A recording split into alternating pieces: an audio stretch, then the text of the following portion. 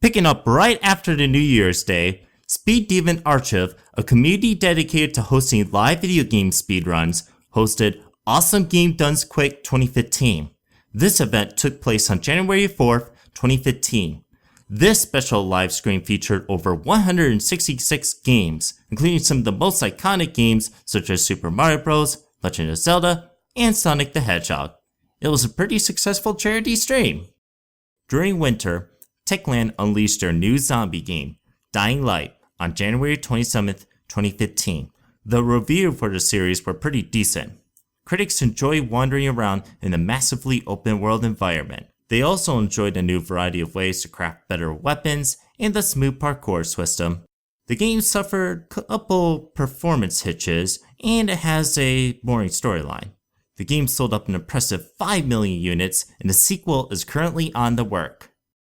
On February 9th, 2015, Left 4 Dead developers Turtle Studios unleashed their new game called Evolve. It was a multiplayer-only first-person shooter where hunters become hunted by monsters. Interesting, this game is a 4 vs 1 mode where a group of hunters will have to team up so they will work together to find the monster and eliminate them. Meanwhile, the monster goal is to avoid fighting any of the humans and hunt for wildlife. As the monster kills more wildlife, he becomes more experienced. This allows the monster to evolve to the next stage, and during this period, the monster has the ability to choose any skill that will allow him to become stronger. Once the monster has evolved 3 times, he will have the ability to destroy the power generator to win the game. Alternatively, the monster can make the choice to kill all 4 hunters if he heartily desires to do so. The reviews were pretty positive, but many gamers were not impressed when the game was launched. Many users complained there were issues on the balance of the multiplayer gameplay. There was also some issues with the confusion on oversaturation of DLC. Despite all this, the game has surprisingly a success, selling over 2.5 million copies. Sadly, this game was not enough to compete some of the biggest blockbuster games like Call of Duty or Halo, but in the end, it was hard to look at this game as a major disappointment. Our old Rare veterans have returned. Near the end of 2014, 2 of the ex-Rare developers, Chris Sutherland and Gavin Price, reunited to form their own indie company, Playtonic Games. They announced that their new spiritual successor for their 3D platformer game called Yooka-Laylee. This is a true return to the 3D platformer since 1998's Banjo-Kazooie. Unlike Nuts and Bolts, this game does not feature any customization of the player vehicle. Instead, Yooka-Laylee will be a return to the real 3D platform that involves jumping through platforms and obstacles. Oh, and also have some collectibles scattered in each world. Go figure. This game started out as a Kickstarter where it asked for a tight budget of around £175,000. Within less than 40 minutes, the goal has been reached. It was successfully funded with over £2 million. It was marked as the fastest Kickstarter game funded in the United Kingdom. After the Kickstarter for Yooka-Laylee was launched, a couple of Kickstarter projects were quickly followed.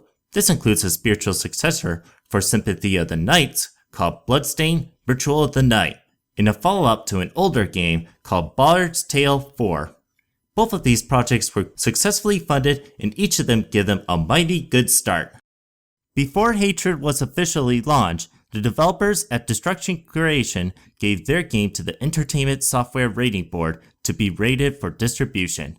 The ESRB gave the rating of adult only to the game's contexts that expressed genocides where an anonymous protagonist mindlessly caused mayhem by killing anything in his path and destroying buildings.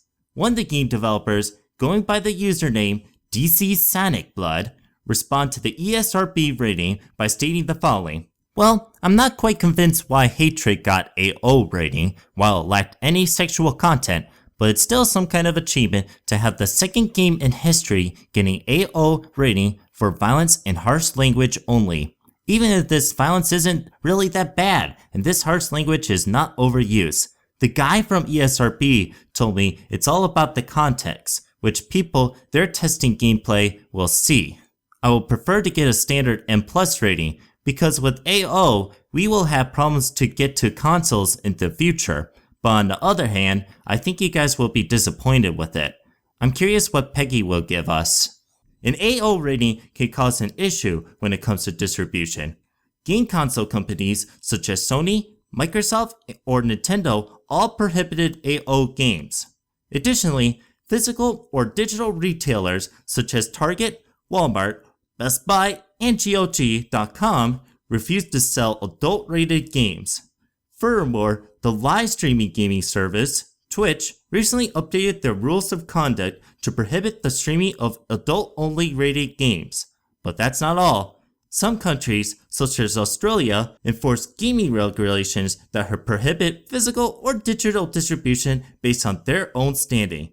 As a result of these distribution issues, the developer can only release Hatred on Steam. The game was finally launched on June 1st, 2015, exclusively on the PC. It received negative reviews.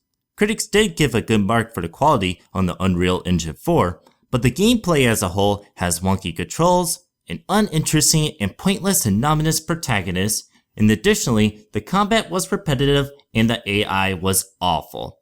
It's one of those games that is so bad and cruel that it feels like it's a happy birthday present to Adolf Hitler. Overall, Hatred was a flop.